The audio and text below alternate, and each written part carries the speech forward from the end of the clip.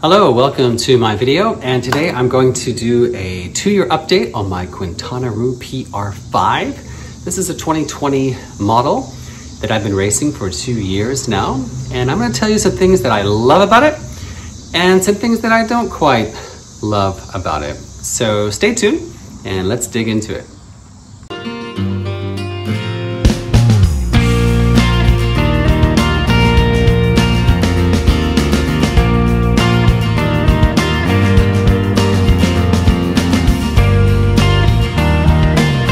All right, first, a little bit about this bike. This is the PR5 series Quintana Roo running Ultegra group set.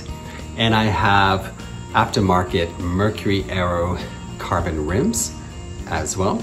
Then I'm using the profile design stem, which was an add-on later.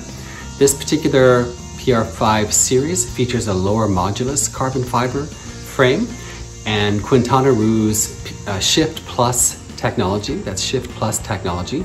And what that means is that it actually uses the offset chainstays, which one side is much beefier than the others. This will actually shift air to the drive side of the bike, overall making it more aerodynamic and more even when you're reaching higher speeds. It's a really neat feature, and the overall effect is that you get more aerodynamics and a more stable bike at higher speeds. And I can attest to that. It is indeed the case. So that's one thing that I do love about the bike as well. In addition, you do get a traditional stem, so that it's not the integrated aero cockpit that you would find in the PR6. And so this one is traditional stem, which of course I have adjusted quite a few times, just bringing it down as I get more comfortable with the bike. And then you also get some really cool kind of perks, I would say, with this bike, such as the carbon fiber Praxis crank, which is awesome. It's carbon fiber. And then this particular bike does not have the disc brakes, has the side pull calipers, dual pivot, as well as the manual shift levers, not the DIS2. So what do I love about this bike? Well, if you are the person who wants a bike, if you're a triathlete who wants a bike that you can chuck around similar to a road bike, this is the one. Yeah, this is the one. It is so nimble, and I can attack corners at the same speed as I would in my road bike. Trust me, I've tested it. So my favorite thing about this bike is the way it handles and how it climbs. When you're out of the saddle, it feels comfortable. You don't feel unstable, at least I don't. And I'm running the 58 centimeter frame. So it's the largest one that they make. And even with that, I still feel very confident in corners. And I love chucking it around corners and really diving into the corners during a triathlon. And I've noticed that I can gain a lot of time there because a lot of triathletes don't have a road bike background like I do. You see my other review for this Canyon here. That's my road bike, and I come from a road racing background, and then later I transitioned, no pun intended, into triathlon. And so I still have that kind of road bikey aggression, if you will, in corners. And so you can gain a lot of time on this bike and feel very confident that you can hit those corners super fast and with confidence. Even during the rain, I find it stable. Of course, a lot of that has to do with my tires, but the overall frame feel, especially with that Shift Plus technology, makes for a very stable bike. So what I'm not so crazy about on this bike is the stock additions that come with it, especially the dual pivot side pull brakes. I hate them. I really wish I'd sprung for the disc. When I get my next triathlon bike, it will definitely be disc brakes, similar to my road bike and my mountain bike. So that's one thing I can't stand about it. I also do not like the traditional stem setup. I find it a little clunky looking, and I really prefer that beautiful integrated aero cockpit that you will find on the newer PRs and the PR6 series and above.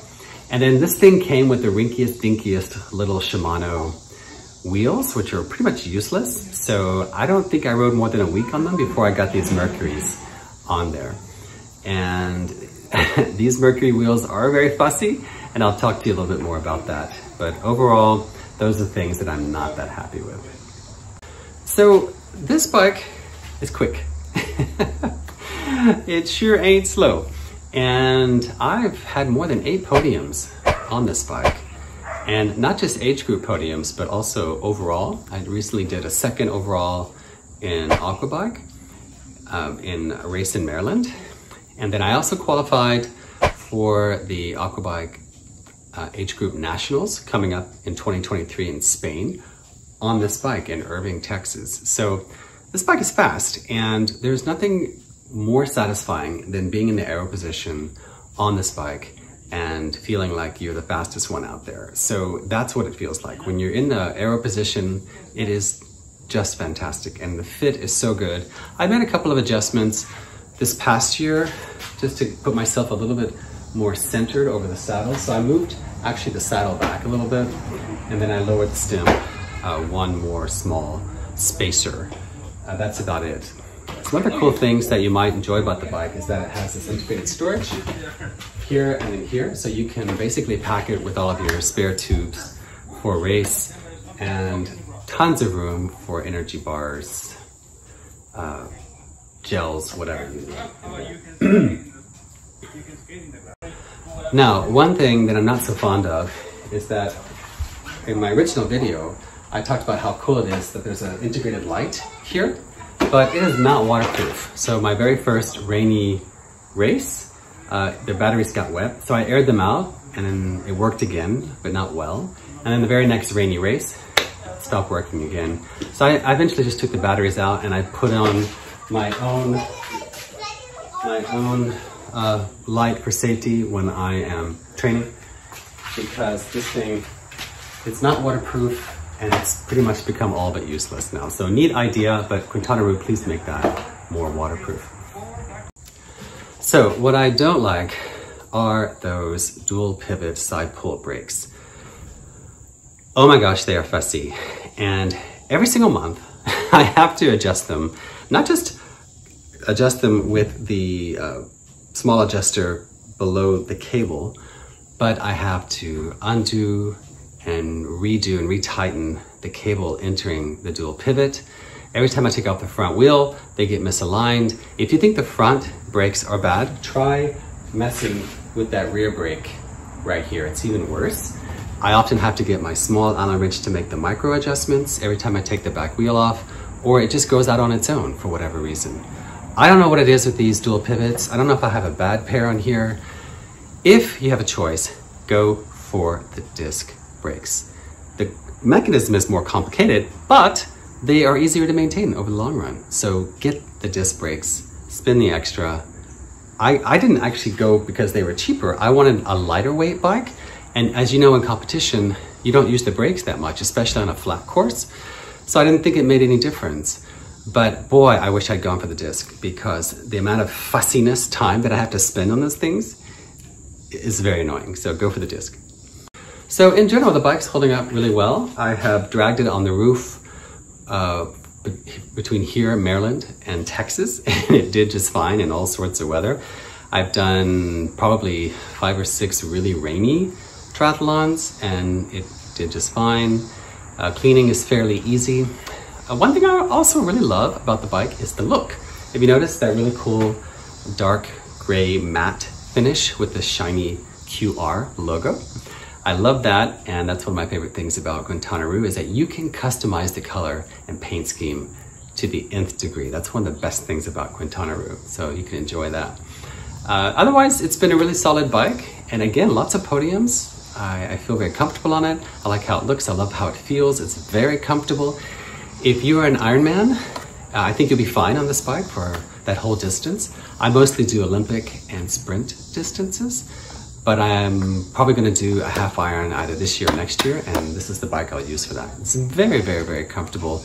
I still use the stock ISM saddle. I love it, especially how you can mount it on the transition bar in the back section. I'll show you a picture of that. It's very, very clever. I could almost probably never use another saddle just because of that feature. So I do highly recommend the Quintana Roo. I hope you enjoyed this video. If you have one and you're enjoying it, let me know how it is for you, and I'll see you soon.